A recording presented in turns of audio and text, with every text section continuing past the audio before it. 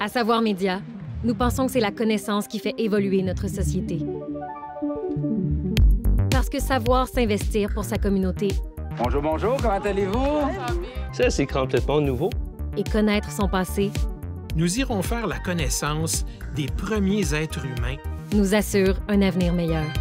L'automobile arrive dans la ville, il n'y a pas de lumière, il n'y a pas de stop, on n'a pas inventé encore les premières règles de circulation. C'est pour cela qu'en 2024, nous sommes partis à la rencontre de personnes et de lieux qui œuvrent pour la connaissance.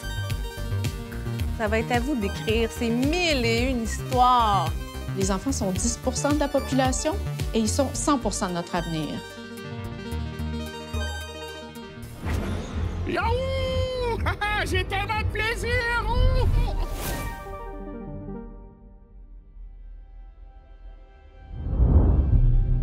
Nous sommes allés fouiller dans le passé du Québec. Il ne s'agit pas d'une inoffensive étoile, mais plutôt d'une énorme météorite qui fonce droit sur nous. Le bolide traverse l'atmosphère et l'impact au sol est cataclysmique. Il émet autant d'énergie que 430 millions de bombes atomiques. Toute trace de vie est immédiatement éradiquée sur des kilomètres. Déjà dans les années 20, on est comme dans un climat d'anarchie complet. L'automobile arrive dans la ville, il n'y a pas de lumière, il n'y a pas de stop, on n'a pas inventé encore les premières règles de circulation. Donc, celui qui a un char, le mononcle, le médecin, l'avocat, le notaire, le ministre qui a un char, pense qu'il peut écraser tout le monde dans la ville. Donc, il y a beaucoup d'accidents. Il y a le cheval, il y a la charrette, il y a le piéton. Mélanger ça tout ensemble dans une ville où il n'y a pas d'asphalte partout, ça nous donne une belle recette où il y avait effectivement les premiers accidents, les premiers morts. Le corbillard, il est immense. Il va passer, je suis sûre que oui. Et c'est à la fois hyper impressionnant et extrêmement, extrêmement stressant d'être dans ces dernières semaines-là, en fait, avant l'ouverture. Un photographe que je trouve remarquable, c'est M. Edwards, qui a parti un studio ici à Québec et qui a passé une partie de sa vie, ainsi que ses fils, à photographier la ville de Québec à partir d'un avion. J'ai commencé à faire un travail exactement semblable avec Lévi à vol d'oiseau en copiant, dans le fond, ce que ces photographes-là avaient fait et en juxtaposant ça avec des photographies aériennes plus modernes. Nous avons recueilli des témoignages touchants aux 4 coins du Québec. T'avais quel âge, toi, Gabrielle, quand t'as commencé à prendre des gros médicaments? Je m'en rappelle plus. Étais-tu un petit bébé? Oui. Oui, hein?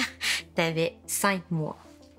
Donc, à 5 mois, on a commencé les traitements de chimiothérapie qui a duré jusqu'à 2 ans. Donc, 73 semaines de protocole, parsemé de haut et de bas avec les effets de la chimiothérapie. Donc, on parle de perte de cheveux, de gavage, de perte de poids, évidemment, de vomissement, d'hospitalisation fréquente aussi à Montréal, à Sherbrooke.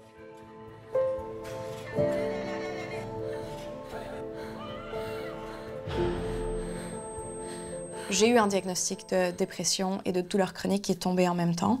Mais donc la dépression était déjà installée. Dans le fond, je me suis blessée. J'ai dû arrêter toutes mes activités sportives qui me définissaient. Puis j'avais mal, tu sais. T'as mal tous les jours. J'ai 23 ans, je suis pas capable de mettre mes pas. Je viens de l'Ukraine, je viens de la ville qui s'appelle Odessa. La vie était vraiment simple. J'allais à l'école, j'ai joué beaucoup au soccer. J'allais passer mes examens du ministère, mais à cause de la guerre, je devais quitter le pays. Je me souviens très bien qu'il était 4 heures du matin. Je me suis réveillé avec les explosions, avec les nouvelles. J'avais 16 ans pour ce moment-là. Et ça, c'est là où ma vie avait changé complètement. Quand j'étais plus jeune, je me suis promené de famille d'accueil en famille d'accueil pendant un certain nombre d'années, difficultés scolaires, etc. Puis à un certain moment, effectivement, j'ai eu la chance d'être en contact avec des livres. Et à partir de ce moment-là, je me suis mis à lire. Et il y a quelque chose qui a débloqué. D'abord, Quand on lit, on ne se sent pas seul. J'ai développé ce goût-là, j'ai développé cette aptitude aussi en français qui fait que je suis passé d'un enfant à l'école qui avait beaucoup de difficultés dans des classes d'adaptation scolaire à un enfant qui, au secondaire, est devenu un premier de classe. La soirée électorale, ça a été même pas juste la cerise sur le Sunday, là, ça a été presque un Sunday à lui seul, mais ça a été d'une intensité. De perdre, de se dire, bon, moi, la première réaction que j'ai eue, ça a été de me dire, j'ai entraîné tout ce monde-là dans quelque chose qui n'a pas marché. C'était temps pour moi. C'était pas, oui, j'étais déçu pour moi, mais c'était pas ça ce qui m'alimentait, c'était, OK, tout ce monde-là m'a suivi, puis c'est juste ça que je leur ai offert. Il y avait des gens qui avaient lâché le job, il y avait des gens qui s'étaient engagés plus que ce qu'ils pouvaient du temps qu'ils n'avaient pas, qu'ils ont donné, qui avaient cru, qui avaient mis leur cœur là-dedans, puis tu dis, j'ai pas livré. Pour eux autres, là, j'ai pas livré. Ça m'attristait beaucoup. Ça, c'est ce qui m'attristait le plus. Nous vous avons également fait découvrir des balados originaux. On sait maintenant, grâce au travail acharné d'organismes comme la American Civil Liberties Union, qu'après les attentats du 11 septembre, la CIA a considéré utiliser des sérums de vérité dans ses interrogatoires. Ils ont cherché à fabriquer un sérum de vérité à administrer dans le cadre d'un projet intitulé Projet Médication. C'est un projet secret. Souvent, les gens vont assimiler ça par « bon, elle est vieille, elle écoute pas ou est un peu nounoune ». Et puis ça, c'est trois choses qui me répilent vraiment, là. Alors, c'est important pour moi de dire que si on fait répéter, c'est pas parce qu'on n'écoutait pas, c'est qu'on n'a pas saisi, mais des fois, on sourit puis on passe à autre chose. Ce que vous venez d'écrire, dessiner ou enregistrer, c'est à vous. Et sans rien faire d'autre, votre création est maintenant automatiquement protégée par un régime de droit international qui couvre une grande partie de la planète. Au Canada, par la loi sur le droit d'auteur. Nos experts et nos expertes ont partagé leurs connaissances autour de débats animés.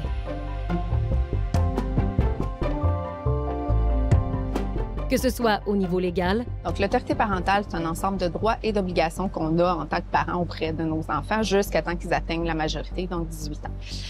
Mais c'est très concret pour les parents. C'est les soins des quotidiens. Fait que ça veut dire le soin de santé. Je donne-tu du Tampro, je donne-tu des Advil. C'est aussi le choix d'école, des décisions importantes, le choix de garderie, le choix des valeurs religieuses, le choix de la méthode alimentaire. C'est l'ensemble de toutes les décisions qu'on prend au quotidien pour nos enfants dans leur intérêt. Ou de pistes de solutions pour protéger l'environnement. Les recommandations du GIEC et de tous les scientifiques pour quoi faire pour atteindre la carboneutralité, c'est d'augmenter la densité des zones habitées et d'habiter davantage dans pas des maisons individuelles, mais des bâtiments où on sont plus rapprochés, plus collés, mieux isolés. Mais aussi pour alimenter les réflexions sur des sujets sensibles. Je pense que c'est possible, à différents degrés, de s'assurer que tout le monde est à l'aise avec les discussions. Vraiment, je prends l'exemple du mot en haine avec les étudiants noirs, de leur parler en amont peut-être, de les aviser qu'au cours de l'année scolaire, on va avoir des discussions sensibles sur des œuvres peut-être qui vont comporter ce mot-là. Donc, de tester un peu les autres, de voir quel est le degré, en fait, d'aisance avec ce sujet-là. Ou encore pour remettre en question certains principes de notre société. Aujourd'hui, on est plus productif, mais 20, presque 30 fois plus productif qu'on l'était au 19e siècle. Et à l'époque, on travaillait 6 jours semaine. OK, on va le ramener. Ça a pris un siècle pour qu'on obtienne du 8 heures de travail, 8 heures de loisirs, 8 heures de sommeil. C'est Robert Owen qui est arrivé avec sa bombe marketing à l'époque, puis ça a pris près d'un siècle pour que ça devienne la norme. Donc, on prend pour acquis notre semaine de 5 jours, mais elle a déjà été de 6, elle a déjà été de 7. Sans oublier le partage des grands principes pour faire de bonnes présentations en public. L'éloquence, pour moi, il y a 3 ingrédients. C'est trois ingrédients qu'on doit retrouver. Et en général, dans tout discours, dans prise de parole éloquente, on les retrouve. Instruire, émouvoir, plaire. À chaque fois que vous prenez la parole, si vous avez ces 3 ingrédients, vous risquez d'avoir une prise de parole efficace. Mais aussi pour réfléchir sur la notion de savoir. Mais savoir, c'est pas juste développer des connaissances. Savoir, c'est aussi développer des compétences, développer des aptitudes. Pour moi, en tout le moins, c'est pas juste de produire des connaissances et de pas chercher à les appliquer, puis pas chercher non plus à les intégrer dans nos vies. Pour moi, c'est comme un ensemble. C'est un tout. C'est un tout, oui. Et l'équipe Savoir Média a eu de grands coups de cœur pour plusieurs émissions. Ça nous fait réaliser que les dinosaures, c'est pas des monstres. C'est pas des créatures de cauchemar qui sont comme on les voit dans les films d'Hollywood. C'est vraiment des animaux. On peut pratiquement les imaginer marcher ici. Puis c'est un des éléments qui rend cet endroit-là si dynamique. C'est de voir que c'est des animaux en mouvement. On regarde la roche, mais c'est plein de vie, c'est plein de mouvement. C'est vraiment indescriptible comme endroit. C'est extraordinaire, vraiment. Il faut voir ça une fois dans sa vie. Bon, fait que là, on est en train d'agrafer l'artère, fait qu'il faut être avec nous autres, s'il vous plaît. Bon.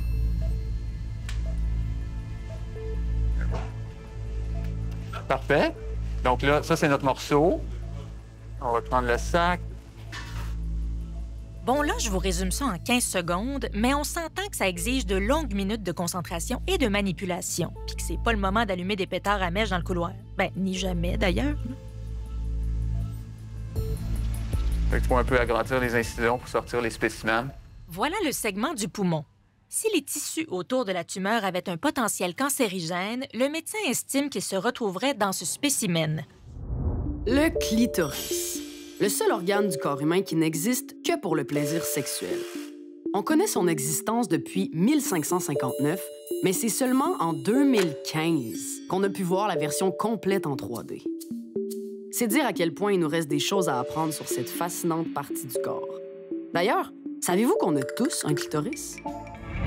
Les opioïdes, c'est très pernicieux aussi parce que le matin, moi, où je donne plus des opioïdes à mon corps, ben j'ai pas mes endorphines naturelles parce que ma production s'est atrophiée. Donc moi, si j'ai pas un opioïde qui soit prescrit ou non, je vais avoir les vertèbres qui s'écrasent les unes contre les autres, les muscles sont comme du feu, tu vomis, tu trembles, de la diarrhée, c'est hyper spectaculaire.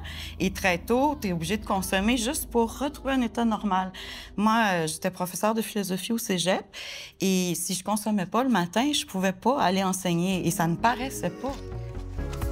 Les anguilles, ils s'en viennent, puis là, ils rentrent dans l'encillon.